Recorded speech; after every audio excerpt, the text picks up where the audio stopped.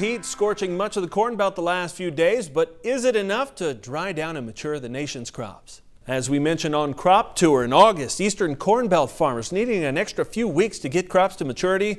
Well, in Indiana, some farmers are welcoming the warm up as those pockets and portions of fields that were replanted several times or late need that heat. And even with the heat, signs of a wet spring or other problems are still showing up in the field. So the 80s that we're getting is very, very welcome.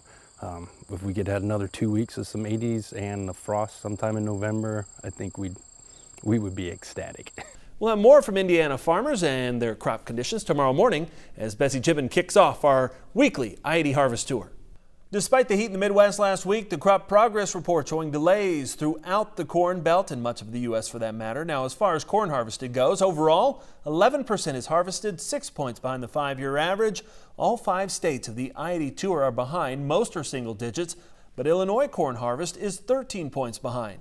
Of the 18 states that NASS surveys for corn, only Texas is actually ahead of the average. Now, as far as maturities go, Illinois, Minnesota, Wisconsin are all at least 20 points behind the 5-year average. Soybean harvest, it hit 10%. That's 2 points behind average. 63% of the soy crop is dropping leaves, which is right on par. And looking at winter wheat, 24% now planted, 4 points behind the 5-year average. With just 14% planted, Kansas is 6 points behind.